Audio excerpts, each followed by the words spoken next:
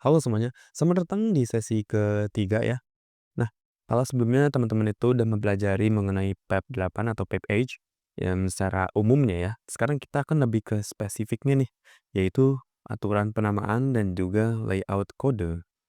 Nah, ini tuh penting banget ya teman-teman. Nah, kenapa penting nih? Kenapa tuh penting?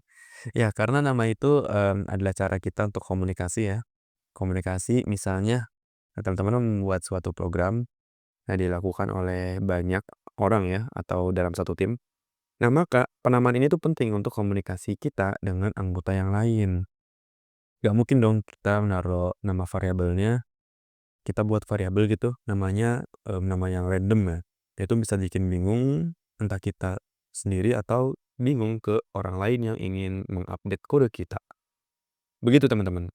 Nah, sekarang kita langsung aja lihat nih, ya, aturan penamaan. Sebenarnya aturan penamaan itu yang ada banyak ya, namun di sini kita angkat ada 3 ya. Ada pertama snake case ya yang ini. Nah, snake case itu bisa melihat ya, mengganti spasi ya, mengganti spasi menjadi underscore. Kita bisa lihat di sini ya. Ini adalah contoh penulisan, fungsi dengan snake case, gitu teman-teman. Ada underscore-nya. Nah, snake case ini digunainnya kapan? Snake case ini digunain ketika kita ingin membuat suatu fungsi atau membuat suatu variabel, teman-teman. Jadi penulisannya adalah menggunakan underscore sebagai pengganti spasi. Begitu, teman-teman. Kemudian, ada aturan lain yaitu bernama Pascal case. Nah, ini tuh kita nggak ada spasi di sini ya, teman-teman, atau underscore. Tetapi menggunakan huruf awal pada setiap katanya, ya. Dan dia tuh nggak ada underscore-nya. Nah, pada huruf awalnya ini tuh kita taruh kapital ya, teman-teman. Misal ini jenis motor, kan harusnya jenis gitu ya. Terus spasi motor. Nah, tapi di sini tuh kita ubah, kita hapus spasinya dan mengganti huruf J dengan kapital, jenis gitu ya, jenis. Kemudian M-nya itu M besar, motor, seperti ini teman-teman. Begitu. Ini biasanya digunain untuk suatu kelas ya teman-teman. Begitu. Nah, kemudian ada aturan lain yaitu all caps atau sederhananya adalah caps lock untuk seluruh karakternya. Misal di sini ada pi. Kita tahu ya pi itu kan bilangan irasional ya, angkanya panjang banget. Di sini ada contoh 3,14159. Nah, kapan kita menggunakan caps lock? Yaitu ketika kita ingin menggunakan suatu nilai yang nggak akan berubah di program tersebut. Gitu teman-teman. Kan kalau pi ya, nilai pi itu yang simbolnya seperti ini ya.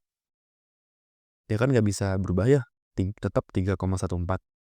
Nah, maka kalau kita ingin membuat variabel pi, kita harus menggunakan caps lock, teman-teman.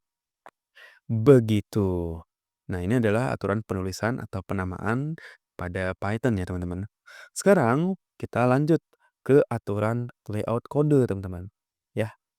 Nah, kita harus paham dulu struktur yang ada di Python atau suatu struktur program yang ada di Python itu haruslah terurut dari import, konstanta, class, function, baru main programnya.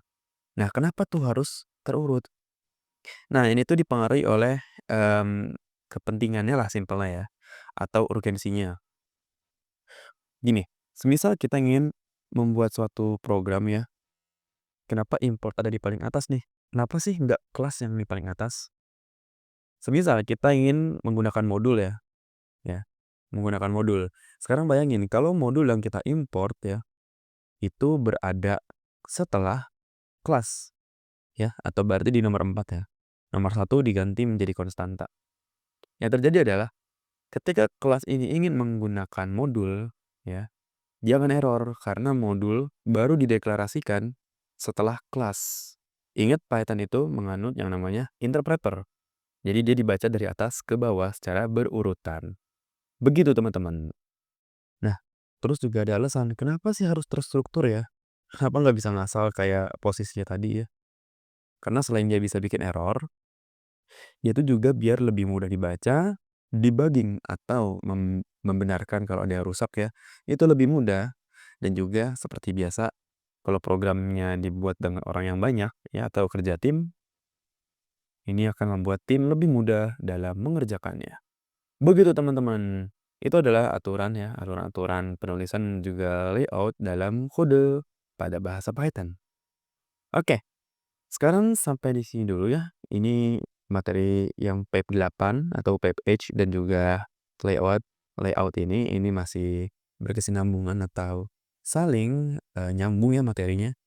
Jadi sampai sini aja dulu dan sampai jumpa di sesi selanjutnya.